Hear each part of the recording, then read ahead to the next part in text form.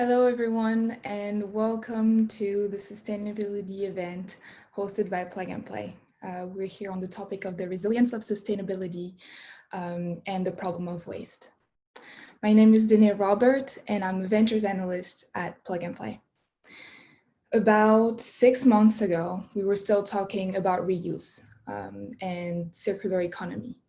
However, we're now 4 months into the pandemic, and reuse is no longer possible. It's even a big issue as this was the image of and the big step towards sustainability. Not only that, we've been increasing single-use plastics and single-use product, especially with PPEs, personal protective equipment, with gloves, masks, facial shields, and even medical waste. This is an issue not only for corporations, which had sustainable goals, but also for individuals who were really trying to promote and try to be more sustainable. So today, I would like to welcome 3 amazing startups, Ubuntoo, Litterati, and Rheaply. I would like the audience to be very engaged. There is a Q&A box at the bottom of the screen. Feel free to ask any questions you have on the topic or specific to any startups. We'll try to answer all the questions live, but also online. We'll try to type all the answer. So I would like to start with Peter. Peter is co-founder and CEO of Ubuntoo. Ubuntoo is a sustainable platform which promotes startups in the space. Not only that, Ubuntoo also sends daily news, which I highly recommend on sustainability. Peter, welcome. If you want to introduce yourself and share your screen. Wonderful. And thanks for having me. It's a pleasure being here. Thanks for the great introduction, Danae. And let me share my screen. I'll talk a little bit about myself actually during the presentation. And please let me know if you can see my screen. Then I can. Perfect. Thank you. Wonderful. And I'll talk a little bit also about myself because it's hard to talk about Ubuntu without introducing myself. I'd say that first of all, I'm a typical world citizen. I'm originally from Belgium, living in Atlanta, but I lived in Africa, lived in Southeast Asia for 8 years, in Atlanta right now, mostly, with Coca-Cola. So I was part of Coca-Cola for close to 20 years, believe it or not. Nowadays being in Atlanta, I live close to the Smoky Mountains, which is pristine and beautiful. But in Manila, I used to live to another Smoky Mountains. And out on the outskirts of Manila, the Smoky Mountains is a dump site, a gigantic dump site on which hundreds of families live and work, right? Not just the parents work on the dump site, but including the children oftentimes. And so as I was with Coca-Cola, and I was global head of digital. I was CMO for Asia Pacific at Coca-Cola. So I was at the cutting edge of technology and digital and marketing and what have you not. At the same time, in my personal life, I was also confronted with the impact that environmental issues have on livelihoods. Right? So I know the plastic pollution issue, not so much from whales and turtles. I do know it from people. And the effect it can have on people directly. And so at a certain point in time, I decided to pursue a calling instead of a career, or maybe I should say a calling and a career at the same time, because the reason why we did this, and I talk about we because I co-founded this with an ex-colleague of mine, Venkatesh Kini. We founded this not just because of ideology, but also because of opportunity. And I think that's the potential tipping point of sustainability. First, a little bit about the name. The name comes from the southern parts of Africa. Ubuntu has been out there for a long time, made popular by Nelson Mandela, Desmond Tutu. It's unity of humanity. I am who I am because of who we all are together. And this is pretty much how we look at Ubuntu in today's world also. So the problem we wanted to solve is a typical problem for large corporations, large organizations in general. Back in the days, Coca-Cola said, you know, there's the golden triangle. So if large corporations work with governments and large NGOs, there's nothing that can stop them. The problem was that this is very much a top-down approach that didn't work because you're not really connecting to entrepreneurs and local influencers and academics and what have you not. So you're leaving out a large part of the ecosystem. And on the other hand, we've seen a groundswell of innovators and entrepreneurs. We call them ecopreneurs around the world, having access to new technology, new materials, new business models, and what have you not, right? So there's the fourth industrial revolution has given access to new technologies to many more people. And before that would only be accessible for big companies. Now it is accessible to thousands and hundreds of thousands of entrepreneurs. So the top didn't reach the bottom and the bottom didn't reach the top. And this is very much a similar situation as Uber or Airbnb before they existed, right? So there's the information asymmetry and collaboration asymmetry that we're trying to solve. So that's why the title of my presentation is Uberizing Environmental Action. So what we really, really want to do is making sure that we gather all the key players around specific issues in society and the environment. So let me show you what Ubuntu is about in live. We started the company about 2 years and a half ago. And then we launched the platform in March of last year. So when you go on the platform, what you'll see is, you know, activity feed. So we have some new people coming on board, new members. We hit 3,500 members yesterday, knowing that all of these members are professionals. So it's a business-to-business platform. So they're professionals in their field of solving the issue of plastic pollution. We extended also to sustainable food and sustainable fashion because of the requests we've been getting. We highlight, in this case, we highlight a collaboration we have with UNEP, a United Nations Environmental Program with Ghent University and Vito. And then we show solutions and news and knowledge. Not just solutions. And the reason why is that if you're interested in a certain topic, it's actually very important also to build some capabilities. So if you're interested in, for example, that there's a bio-based material called PHA, and if in a company, if you're working in a company, you say, well, I want to learn a little bit more about PHA, you just type in PHA, and then on the platform, you see all kinds of solutions and innovators working on PHA. You see news about PHA, and we have more than 5,000 news articles now over the last 5 years. We curate those every day. And also knowledge articles. And then these can be academic articles, podcasts, blogs, what have you. And then you say, well, you know, I'm interested in knowing a little bit about, you know, who RWDC is, and you see the whole profile, right? So we've modeled this a little bit behind Airbnb. We want to make sure that we have a sexy appeal, even though we're talking about waste, which is not very sexy in general. We did want to talk about waste in a way that is really appealing. So you see the details, their headquarters, you can follow the company, you can contact them directly.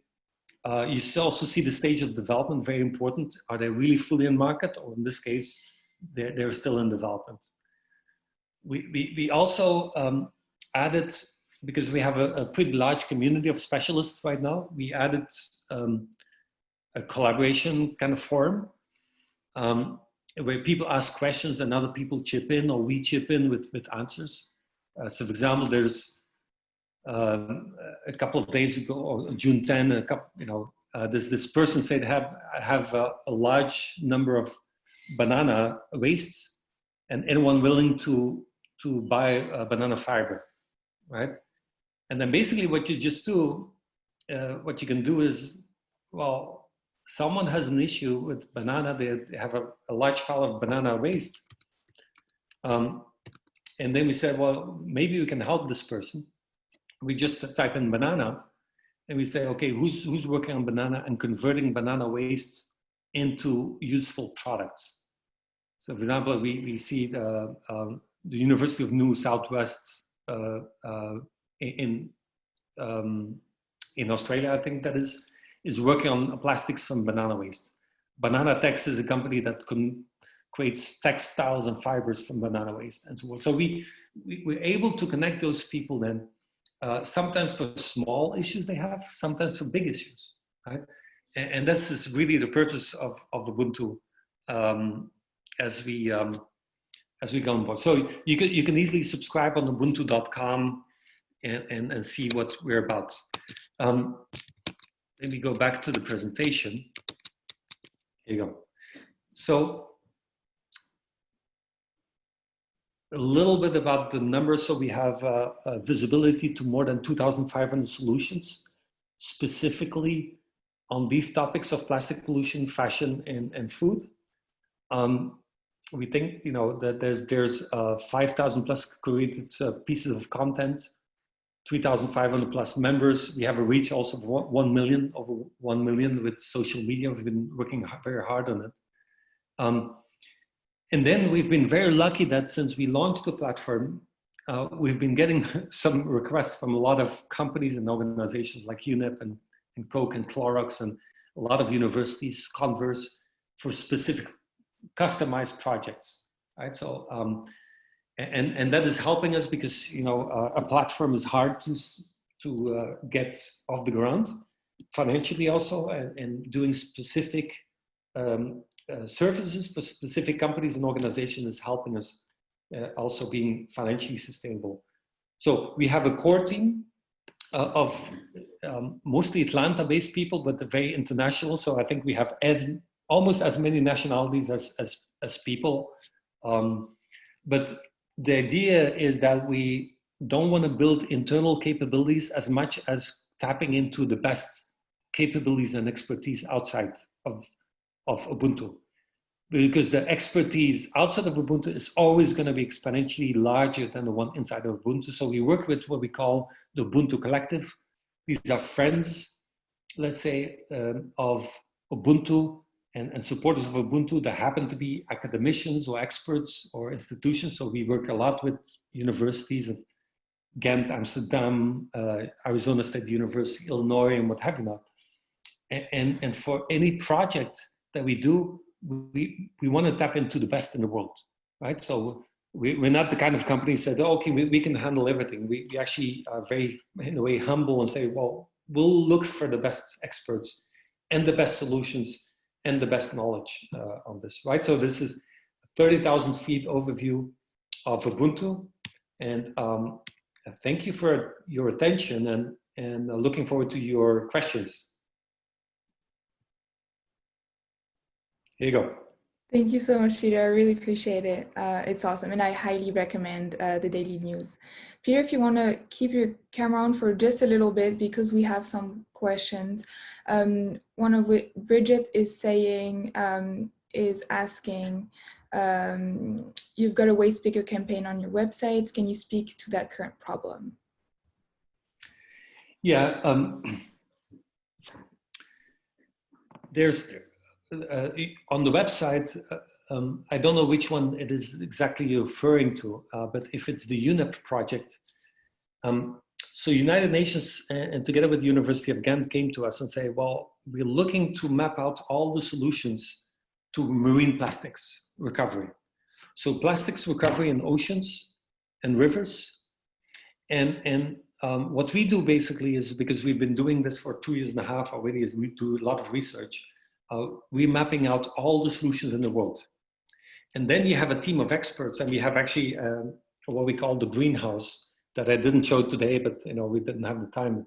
We have a greenhouse that is a private collaboration space where experts from UNEP, University of Ghent, an organization called VITO, which is a sustainable technology organization, experts rating those solutions, right? So it's pretty much like what you would do with the deal flow. You start with, let's say, 50 solutions. You go to the next phase, we're interested, not interested, then we actually have expert ratings, and we come to the top 5 to collaborate with. In some cases, we also do deal flow to invest in, right? So this is a typical project that we've been undertaking with them. That's awesome. Thank you so much. Thank you so much for answering these questions and for the time. This is a great way to also follow with Jeff. Jeff is co-founder and CEO of Litterati. He promotes waste picking in a safe way as well. Jeff, if you want to turn on your camera and introduce yourself, as well as share your screen. Hello, Danae. Hello, everybody. Welcome. Thank you so much for being here today. Thank you for having me. So my name is Jeff Kirschner, and I'm the founder and CEO of Litterati. And we are a global litter intelligence platform, and we're powered by people. The way it works is very simple. It starts with a photograph. We've built an iOS and Android application that anybody can download and instantly join this ever-growing community and become part of the solution. And we like to say it's simple yet sophisticated. So the simplicity of taking a photograph, what we can do is we understand who took a picture of what, where, and when. So that allows us to start identifying what are all of the objects and materials and brands that are littering our streets and our sidewalks and our beaches, our ocean. We're able to map every single item, and we're able to understand when those items are found. And so what we've done recently is start to integrate machine learning models into the application so that we can instantly identify what are the objects, materials, and brands. So maybe we're looking at very tiny sachets that the brand isn't immediately clear, or sometimes there's things that are a bit more recognizable, and we can understand those objects and materials, even down to— I can't see your screen. I guess you're sharing a presentation? I am. Okay. And it's not— let's try that again. I see your— Yeah, I wasn't sure. Thank you. How about now? Yeah, perfect. Yes, we see it now. Thanks, Peter. Thank you. One of the greatest things about technology is that oftentimes it doesn't work the way you think it would work. And I think when you're trying to battle some of these big complex problems, that happens more often than not. So forgive me, let me start over. My name is Jeff Kirschner, and I'm the founder and CEO at Litterati. And we are a global litter intelligence platform. And it's a platform that's powered by people. The way it works is very simple. We start with a photograph, an iOS, Android application that anybody can download and instantly join this community and become part of the solution. And what that photograph allows us to do is understand who picked up what, where, and when. And that data serves as the foundation of the information that we're collecting. We're able to understand what are the objects, materials, and brands, where is everything found, when are these items being picked up. And we've recently started to integrate machine learning models, artificial intelligence that identifies this object, material, and brand so that the minute the individual in the community snaps a photograph, we can see things like that's a plastic sachet that might be unbranded, or more recognizable items, or even down to a cigarette butt. We take that information and we feed it into a database and start to perform certain analytics on top of it. And this is where the sophistication comes in, because once you take a crowdsourced group of photographs and begin to put predictive intelligence on top of it, it really allows you to start to take action. And at the end of the day, that's what we're all about. While the data is important and the technology is critical, it's really about what changes in the system can we see. So who uses our service? Right now it's cities brands, schools, and NGOs. They all subscribe to the platform, really to engage their own communities and access the data. And this is what it's all about. It's about this community-generated data, which allows us to really do three things to reach our mission of eradicating litter and identifying the world's waste. We call them the 3 Ps. It's about changing policy, influencing packaging, and inspiring personal responsibility. So let me give you a couple of examples of these changes that have occurred as a result of the community. The first one was arguably the one that inspired me the most because it happened because of a bunch of 5th graders. So in Modesto, California, a group of 5th graders came together and they used Litterati to pick up 1,247 pieces of litter just on their schoolyard. And they learned from the data that the most common type of litter were the plastic wrappers from the straws in the cafeteria. So these students went to their principal and just said, why are we even buying straws? And they stopped. And individually, they learned that they could make a difference, but together, that's really where they created an impact. And that is just a simple yet effective change that happened. Really was one of the first stories of impact we ever saw. And it, for us, was really a light bulb moment that demonstrated the power of the data. This happened just this last week. So in the Netherlands, the Dutch Litterati community started noticing these plastic wrappers made from a company called Pervasco. The brand is Antiflu. And they picked up tens of thousands of these Antiflu plastic wrappers. They took the data to the company, and the CEO, to his credit, said, all right, I'm going to change the supply chain. And just this week, the paper Antiflu model has now hit store shelves. And you can only imagine the excitement that that has generated in Holland, because these people have seen that the action they took together has actually led to a massive difference that is going to protect the Dutch grounds going forward. That same community started looking at connector balls, which is a golf ball sized plastic firework. And you can imagine when these things explode, plastic fragments end up all over the ground. So they picked up, now it's over 60,000 connector balls, and they took this data to the leading retailers. And the leading retailers have stopped selling these plastic fireworks as a result of the Litterati community in Holland. Yet one more example of a story of impact. And then finally, in San Francisco, our data was used to help understand what the percentage of cigarette litter was. So the reason the city wanted this data was to create a tax on all cigarette sales. And so long before Litterati existed, they had empowered people with pencils and clipboards. And they came up with a number, and that number led to a 20-cent tax. Well, then the city got sued by the tobacco industry, who claimed that their methodology didn't have any precision, and it certainly wasn't provable. Because everything we do is photograph, there's evidence, our data was used to not only defend, but double that tax, and it generates approximately $4 million a year in annual recurring revenue, all for the city to clean itself up. We've got a bunch of really amazing commercial partners, and 2019 for us was a year of customer discovery. And what we learned was that we're getting quite a bit of traction with schools because they are using Litterati as a STEM-based platform that can help kids become more data literate using mobile phones for a community service program. We're working with a number of NGOs who are already out there cleaning the planet. We're just giving them the ability to do so with more efficiency and put a lot more power to collecting data. We've worked with a number of corporates. We were just a member of the Plug and Play and Alliance to End Plastic Waste Sustainability Accelerator, which has been a tremendous opportunity for us. And finally, cities. And for us, from a business model perspective, cities is really where the long-term opportunity exists. And the reason is simple. They feel the pain. They pay for waste, and they pay for litter prevention. And so we see that as not only a model that repeats, but it's one that's scalable.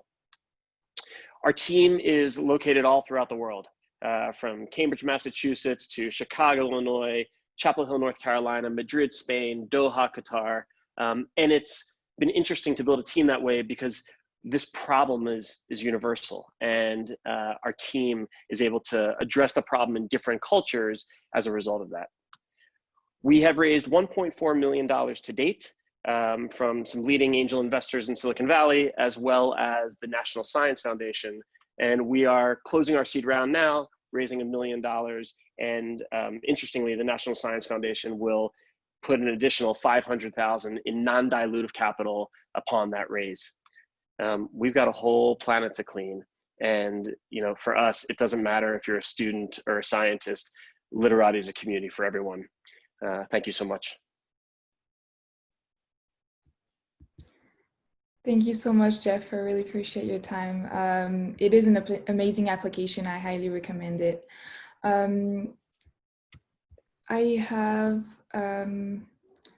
no questions from the audience, but feel free to ask questions. I do have a question on my end. I know, and because I went with Plug and Play, I know that you've been working with a lot of corporations. Do you think you could give an example on how you've been working with corporations and how they can help collaboratively towards the cause? Sure. So there are some organizations that you can imagine are in the waste industry. And one of the key components of the waste industry beyond collection is identification. And so because we are building machine learning models that get down to the most granular level of data, the brand and the object and the material at the most, we like to say it's a forensic level of analysis, we're able to help them potentially identify really what's coming into the waste stream, because waste streams are becoming contaminated and those companies need them to be pure because that's where value is. And so we're in some discussions with waste companies to help there. We've also worked with a number of corporations around corporate social responsibility, and it starts with employee engagement. At the end of the day, Litterati is really about changing behavior. And one place that corporations are able to help out with that is by getting all of their employees to contribute to a greater good, and then use that as not only a team building exercise, but one that can demonstrate to their customers, their community, their constituents, look at the impact that we're creating. We do have a few more questions all of a sudden from the audience. Thank you for that. We won't be able to answer all of them right now, so you will be able to type them later. The first one is from Benjamin. Have you worked with brands to develop labeling technology that will enable better, faster, more accurate recognition? Yeah, that's a great question from Ben. We have. And we right now are working with several organizations about building. So we've built a taxonomy around this object, material, brand, and it all ladders up to different categories, right? And you can imagine that's incredibly complicated when you're dealing with different languages, and what, Danae, what you call a straw might be different than what somebody else calls a straw. And somebody might say this brand is Coke, and somebody else might say this is Coca-Cola. So it's about consistency. One of the biggest issues with data, and Ben, hopefully this dovetails into your question, one of the biggest issues with labeling data is we need to have consistent, comparable data sets, because that gives us baseline metrics. And if we're really going to solve a problem, that level of diagnostics has to occur. We have to understand where we are and how we're comparing a street in Manhattan to one in Manila. And how do you compare a street in Manila that you might have started a campaign with? How do you compare the efficacy of one campaign versus another? Is that street more clean or less clean after we've taken certain action? So labeling and working with third-party labeling organizations is a critical component to creating a consistent, comparable data set. No, that makes sense. Thank you. We have time for one more question, even though you have a few more. So Tom is asking, what is the motivation for end users? Just like to clean up the planet, yeah. That is the question that we ask ourselves probably every day. So, yeah. So I'll keep this brief because we could get into a long one about engagement and gamification technique. But today, let's look at it on a continuum. Today, the Litterati community is purely motivated by the intrinsic reward for contributing to a healthy, clean planet. we do have a leaderboard in the application. And so there's a little bit of that competition that goes back and forth. And there are some people who pick up hundreds, even over 1,000 pieces daily. But it's really the intrinsic reward that people are feeling. If you consider that step one on that continuum, step two, we look at a lot to unlock more of a mass market opportunity, right? Because we know some people in the world require a level of incentive, reward, and recognition. And so what we are beginning to experiment with are things like points and badges, right? Does that drive enough motivation to get somebody to pick something up? Where this goes on step three is actual capital. So we believe there's an opportunity, much like Peter discussed, to build a two-sided marketplace. And on the one side, you have cities and NGOs and others who want data and clean communities. And on the other side, so that's the demand side, the demand side. And on the other side, the supply side, you have individuals who are certified and validated literati researchers who are actually beginning to be compensated to do that work. So it's early days for us, but we do see that as an opportunity to increase engagement. That's amazing. Thank you so much. You do have a few more questions, so if you can type the answers, and we will get back at the end also if there's any answers that couldn't be answered. Of course. Questions that couldn't be answered. Thank you so much, Jeff. With that, last but not least, I would like to welcome Gar, who's Chief of Staff and Sustainability at Rheaply. It's actually quite funny. I reached out to your team from a newsletter from Ubuntu. I saw that Gary, the CEO and founder of your company, wrote a great article on GreenBiz about PPE and the marketplace that you created around sharing assets. So Gary, if you would like to introduce yourself and your company, feel free to share your screen as well. Absolutely. Excellent. Thank you, everybody. Thank you, Danae. Good morning, good afternoon, good evening, wherever we're finding you. And thank you for reaching out. The PPE market has been an incredible experience for us to work on. I'll talk a little bit about that towards the end of my presentation. My journey with Rheaply started maybe only a year, I guess it's almost a year and a half ago now, where we are a younger company. Maybe not. We're about 4 years old now, and we were founded by Dr. Gary Cooper, who discovered an asset problem in his laboratory. Essentially, he was doing research in a well-funded laboratory and wanted to share his assets, his physical things that he had in his lab with other professionals in his environment. Danae, if you'd give me a thumbs up that you can see my screen. Perfect. So Rheaply really started with discovering that he had lots of stuff that he was willing to share, and that it was very easy to exchange items in this typical swap meet fashion. He'd place items on a cart, he'd take it around his hall, his building, and start exchange resources. Well, the idea grew, and how essentially how would we scale this on a digital in a digital way across not just internal to an organization, so connecting users to one another. No surprise, scientists probably aren't talking about the surplus of beakers that they have in their storage cabinet, room, or even in some cases in some universities, an entire warehouse full of surplus assets. So no surprise there that professionals aren't often talking about the things that they're not using.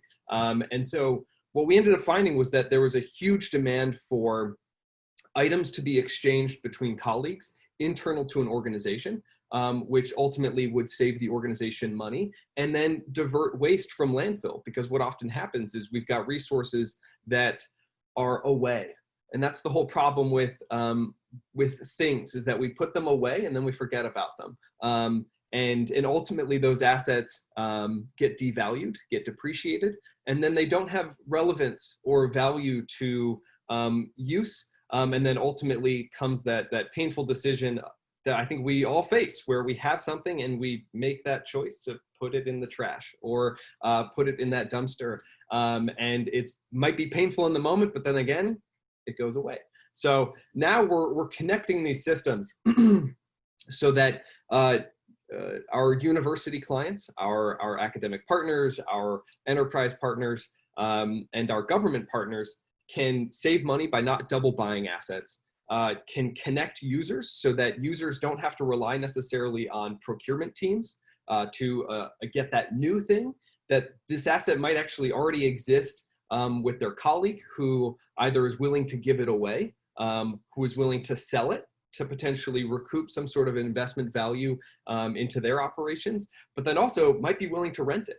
And we work with lots of different partners who spend money, lots of money, on very expensive pieces of equipment or machinery, and then realize, I only use this 2 days a week. I might use it all of the hours of those 2 days, but it sits idle for 3 days. And now we've also built in the rental platform where we're allowing colleagues to rent time on other people's equipment, which save more research dollars, which saves more grant funding, and ultimately puts these assets to greater use before they enter some sort of end of life cycle, where then at the end of life cycle, we don't want them to be spatially constrained where they might be sitting in a warehouse, but we'd rather connect an asset to another organization. So in terms of an academic or enterprise partner, or even a government partner, we will connect them to the nonprofits, the high school STEM programs, the you name it, the takers of the organization who are willing to maybe take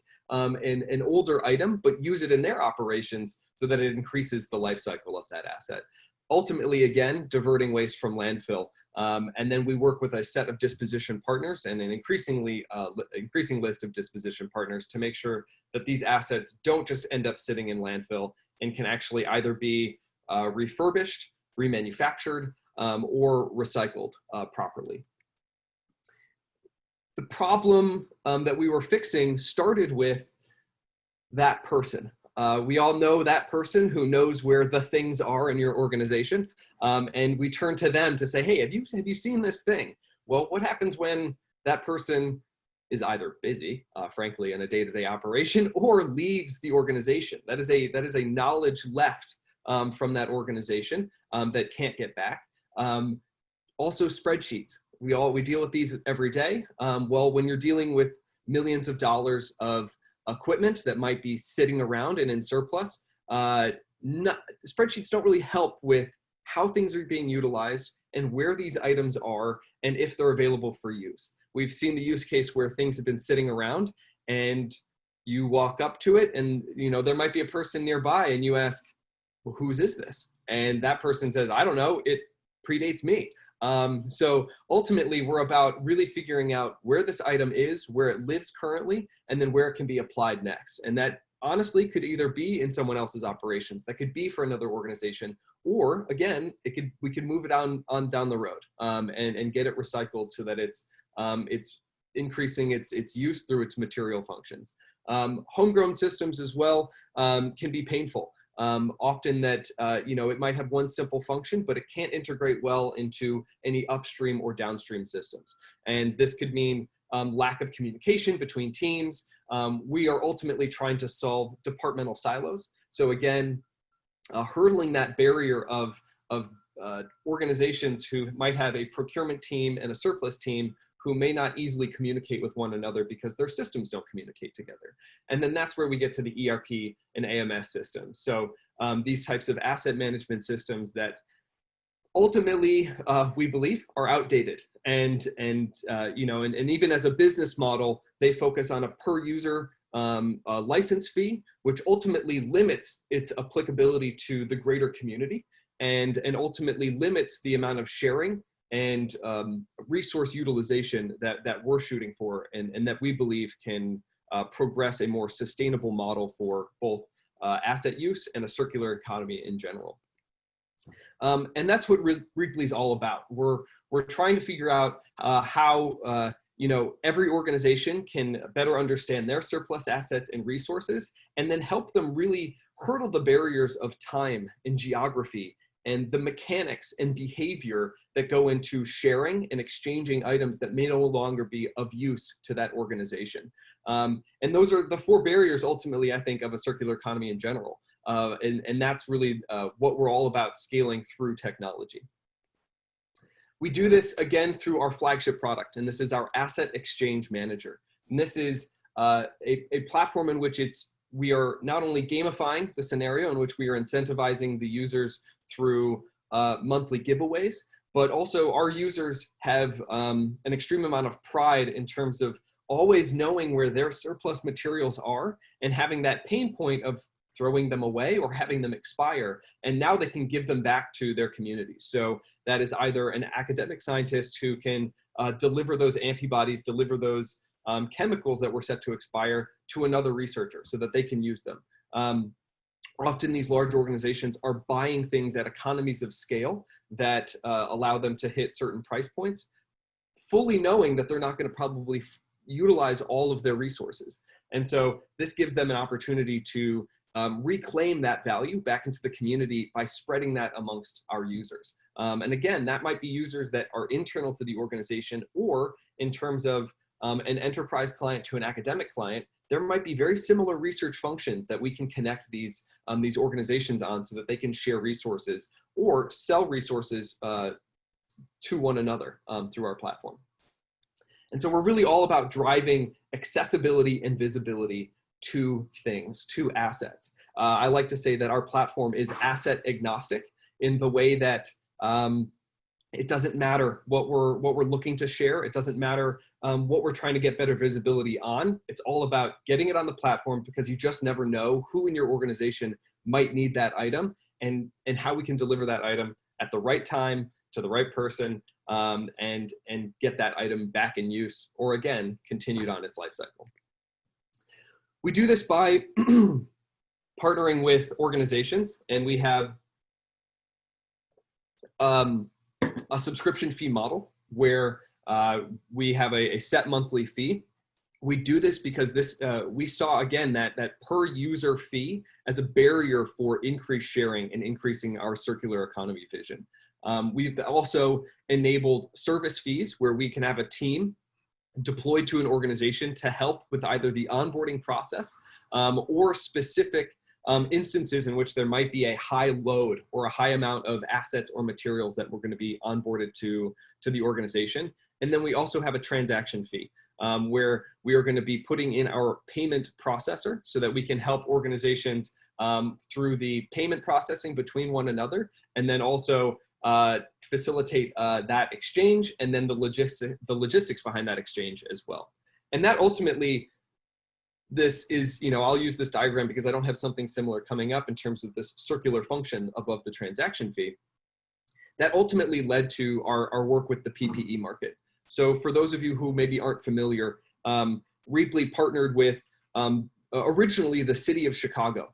And the city of Chicago came to us and said, hey, we've seen this work that you all are doing, and we want to know if you could help us in this way. And the particular use case they had is that as we all face reopening in different cities and trying to make sure that we can do this healthily and make sure that we can do this safe for all of the citizens, the city of Chicago wanted to connect their small manufacturers who had pivoted their operations to providing PPE resources like masks, as well as barriers for storefronts, and also operations that had pivoted towards making hand sanitizer.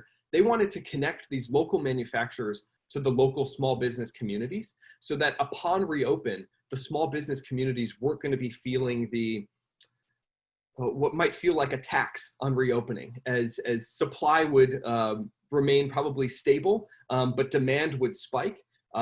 Chicago felt that the small business communities would feel that burden on paying that premium for some of these PPE resources, and wanted to create a marketplace in which they capped in terms of a price ceiling and allowed these small businesses to pull items from these small manufacturers for their own operations. I think within the first 36 hours, we had something like 1,200 businesses sign up.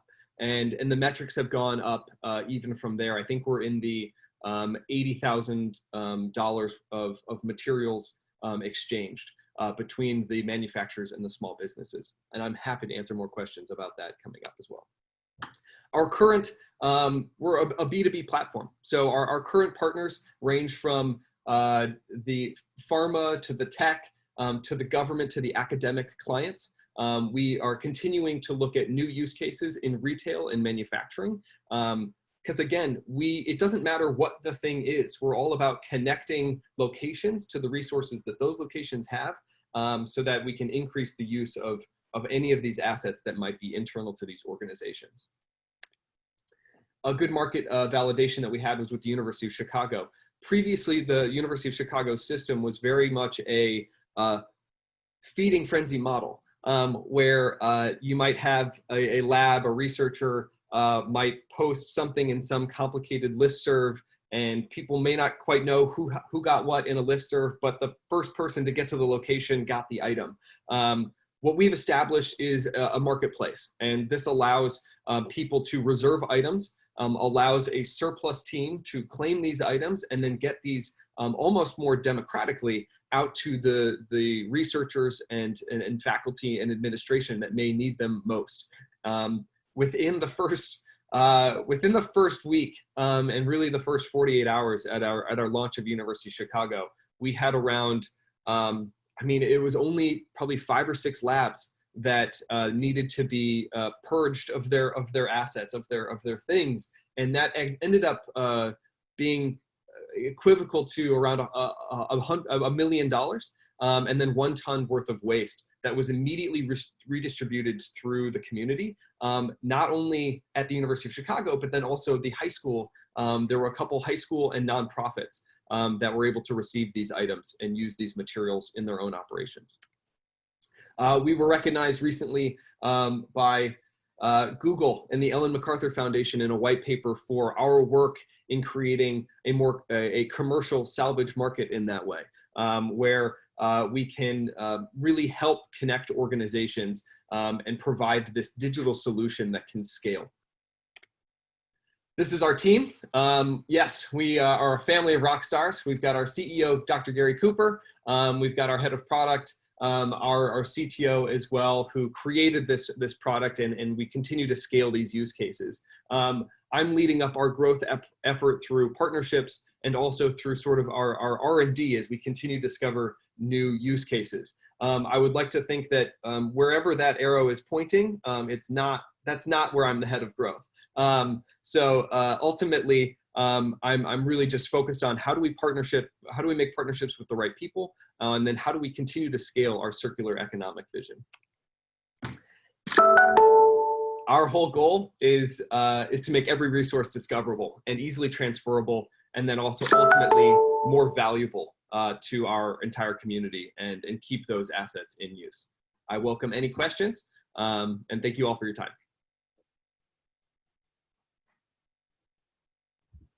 Thank you so much, Gar. Thank you so much for the time.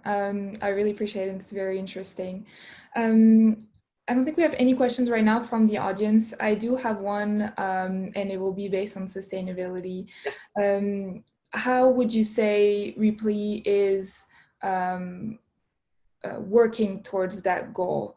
I know right now you're working in the lab. Is there a way we can expand that and make it more global in other industries? Yeah, absolutely. So most of the use cases we are currently discussing are outside laboratory functions. So currently we're working on,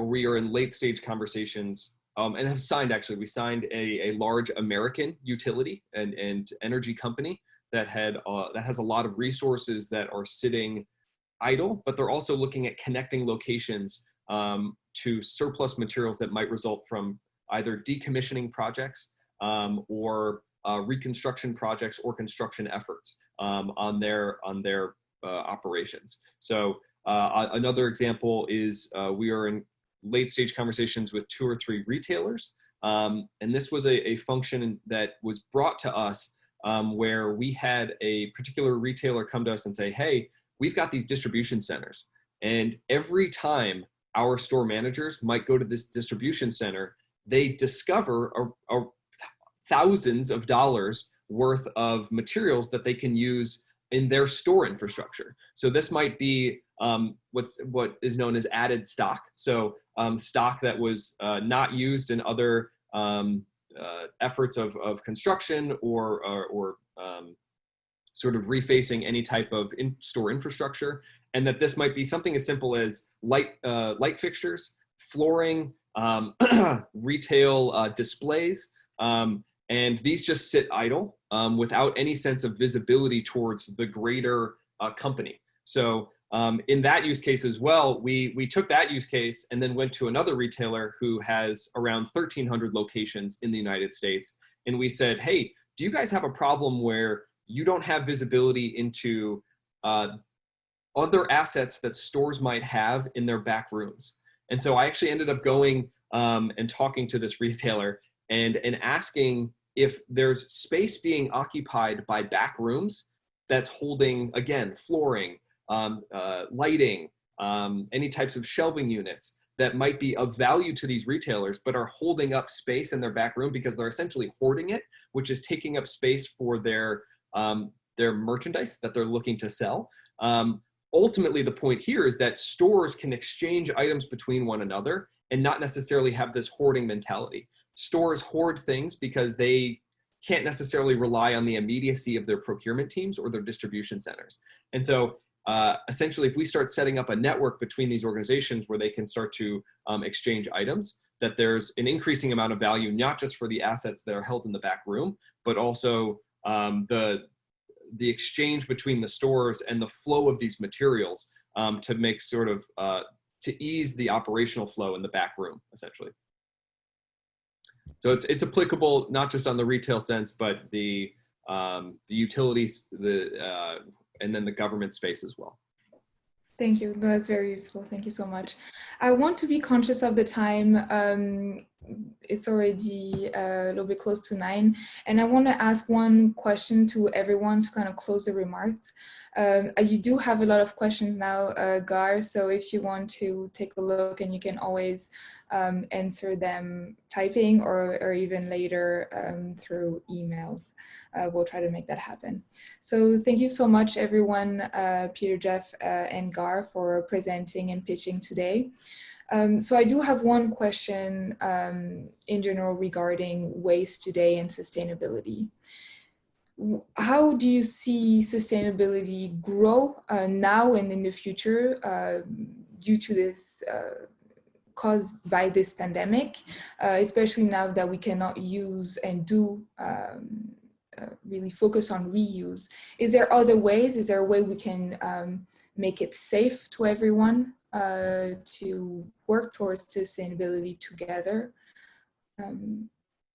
Anyone want to start? Maybe Peter, yeah. You have a global idea. So and first, then I want to respectfully disagree with you that reuse is not possible. As a matter of fact, I saw a study that came out 2 days ago about reuse, and academics actually looking at reusable bottles and so forth, and saying that it's there's no reason why reusable bottles should not be part of a safe use. On top of that, I've seen, so unfortunately these data, or let's say this is, I had a look at confidential data, a global study that was done in terms of post-COVID, what are going to be behaviors of people? And 74% of people around the world said that they will be buying more sustainably. And the vast majority, one of the packages, and this was about food and beverage packaging, one of the packages that sees the biggest growth is reusable packages and refillable packages. So all of a sudden, you have these beverage companies that say, well, you know, we need to go back to the milkman model, right? Back to reusable bottles, and not you know, look at one-way bottles. So you see big growth of reusable packages, a big growth, at least the claimed growth. But I'd say in general, for waste management, COVID has been a curse in the short term, but a blessing in the long term. And I'm very convinced about that. And I've seen data about it. And it's not just people that are aware. And you see, interestingly, by the way, that the biggest growth in sustainable behavior is in places like China, Brazil, India. India has a massive spike in sustainable behavior, massive. So you see all of these, the global South countries actually really pushing towards more sustainable behavior. On top of that, and we call this the Great Divide right now. Some countries, some governments have clearly decided, and organizations and companies that clearly decided that we cannot go back to normal. We have to go to a new normal. We have to embrace the Green Deal. So you have not just the European Commission and a lot of European companies and CEOs claiming this, but also South Korea with the new government. The first thing they did is, we're going to come out of COVID with a new Green Deal.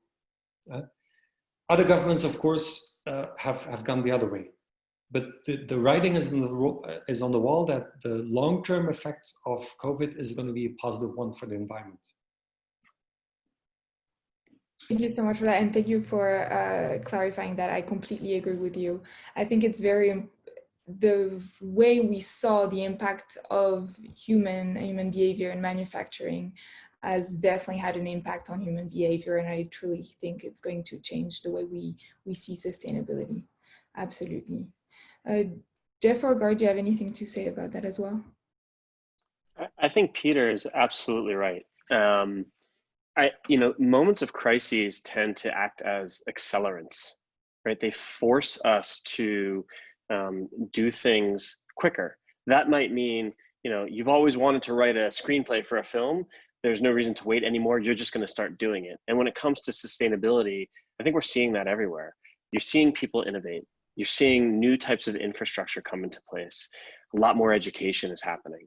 And eventually the health crisis, I think, and I'm hopeful that we will get a handle on. The environmental problem will still be there. We will still have to figure out how to get ourselves out of it, how to put more practical, sustainable solutions in place. And I have all the confidence in the world that that's exactly the road that we're headed on. Have we seen a bit of a hiccup because of this health crisis? Of course, but it has forced us all to come together and get really creative about how we create a much more sustainable, healthy, cleaner planet going forward. Absolutely. Thank you so much. Couldn't agree more with what everyone said there. I think we've got 3 companies that are focused on allowing people to take action. And I think that's what this is about, is as we get better visibility into the problems, that solutions, because we're all creative people, solutions will happen. Absolutely. Thank you so much, everyone. I will stop this conversation here, even though it is a great one and there's a lot of more things to say about it. So hopefully it was useful for everyone here. I would like to end this conversation by thanking the panel, but also people behind the screen from Plug and Play. So thank you. And enjoy the rest of your day, morning or evening, wherever you are. And yeah, thank you so much. Thank you. See you soon. Bye. Bye.